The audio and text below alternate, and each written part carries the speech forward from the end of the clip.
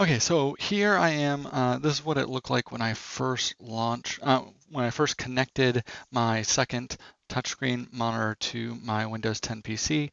You can see that I've got a primary desktop over here, and then I've got a secondary desktop over here to the right, which is actually really just not all that convenient. It's hard to actually see.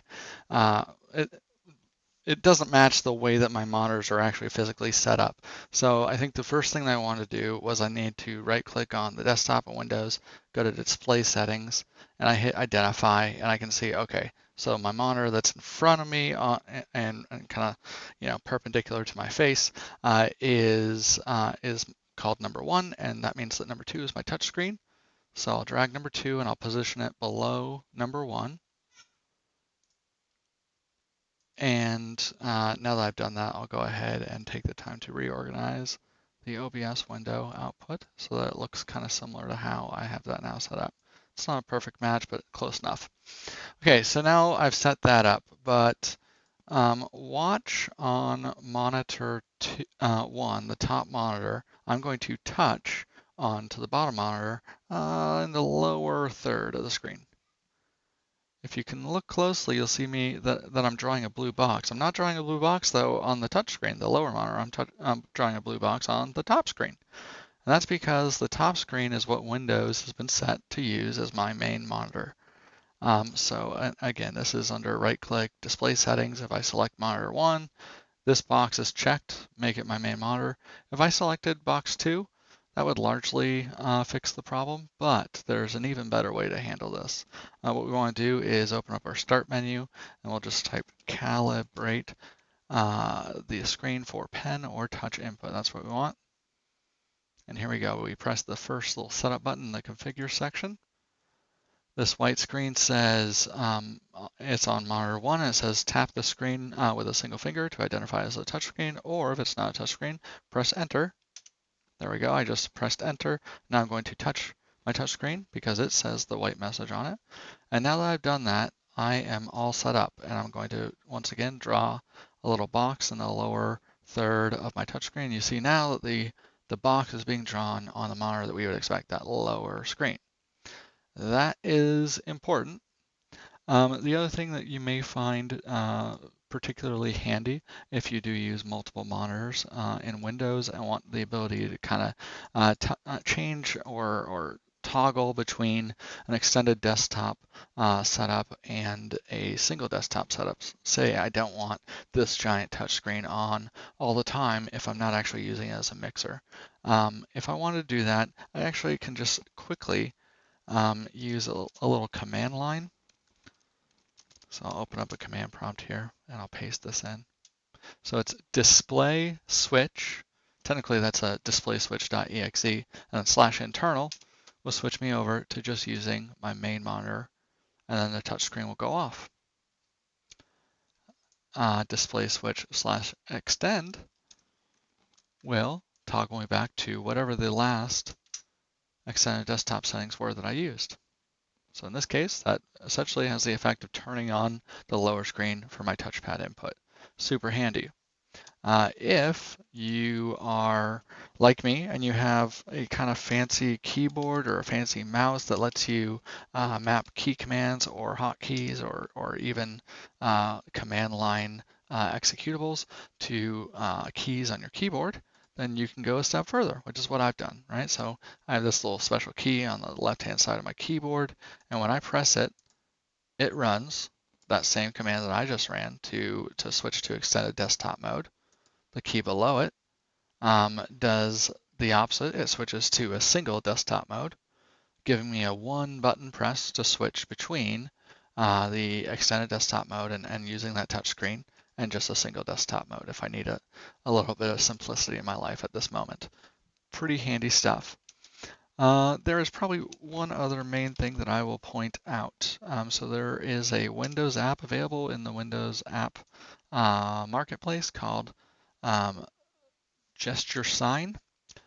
This is a pretty handy little tool if you're going to be using a touchscreen on a regular basis. It does have some out-of-the-box actions, but I went ahead and just basically disabled all of those. And then for a few examples, I went in and I added my own. So this looks like a very complex gesture, but really what it is, it's me going like this and going like that. So collapsing all my fingers together. When I do that on any of my browser windows, whether it be Chrome, Internet Explorer, Edge, Firefox, etc., that minimizes the window or collapses the window down to my taskbar.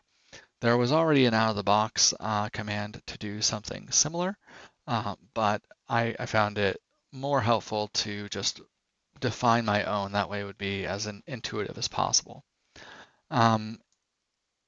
The other thing I'll say is that Windows itself has a few gestures that you can define and control, and for the most part, they do work.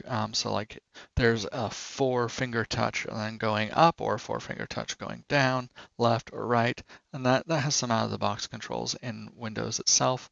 I find that just mapping your own gestures can be more intuitive though to get up and running. Finally, let's take a look at Studio One, which is where the rubber really meets the road for me. So what I do is I've got this top window that displays my main Studio One window. Then I've exploded out my mixer window and I drag that down below. Because this monitor is so large, I actually have the scaling set up a little bit so that it's just a little easier to touch the controls. And then finally, I typically set up this view for my mixer, which between the options for my mixer, which have things like colorized channel strips, colorized plugin header, and showing my input controls, making sure that I can see group assignments and any notes below, and then finally, any send cues that I have. Altogether, what this means is that now I can easily see while my song is playing. Let me go ahead and just start playing it back.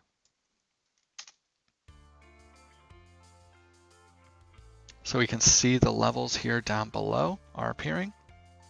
Because I have this fader port hooked up, I can switch between channels very, very easily.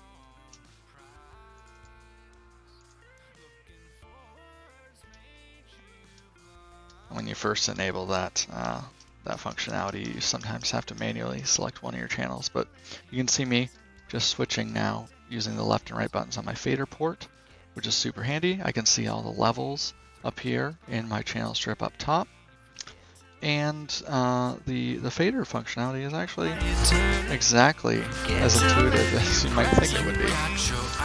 Other tips that we can do, you can see automation running here on my faders as the song goes.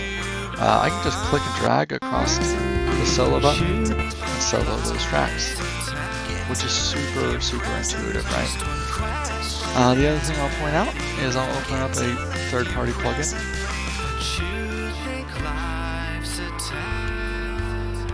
And I'll drag that window down because it defaulted to my main monitor. This is a third-party plugin, and it is not part of PreSonus, and the fact that I can just grab the threshold knob, I can grab it with 2 fingers if I want and move it like that, or I can grab it with 1, and it moves just about as well as you might expect it to.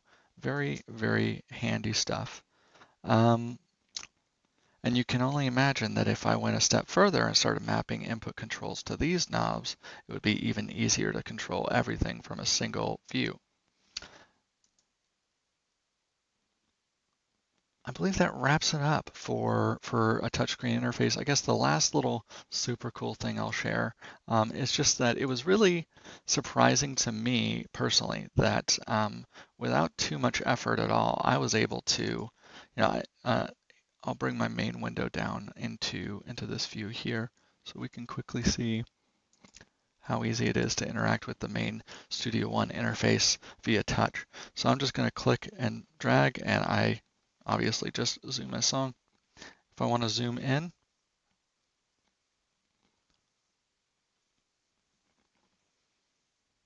I can use 2 fingers. It seems to work better. So I just zoomed away on that song. It zooms in wherever I center my 2 fingers on. I can zoom back out real easily. I can swipe to easily navigate my song, which is even easier than you might think. And then, of course, these buttons down here are extremely useful because now I have an easy way to simply, with a thumb press, I can show or hide tracks and make sure that I can, let's see, I only want to see my buses. It takes about 2 seconds to do that and see all that reflected in real time up above. Very, very handy. And it's super easy to switch between modes because Studio One just basically remembers all of this through its session settings. So the recall options here on the left-hand side, you can tell it to remember all of this, which I typically do. All right, I think that covers it for a quick down and dirty of setting up a giant touchscreen as your mixing interface and a few gotchas that you might run into as you do that. Do let me know if you found this video helpful, and I'll be happy to make some more. Thanks, everyone.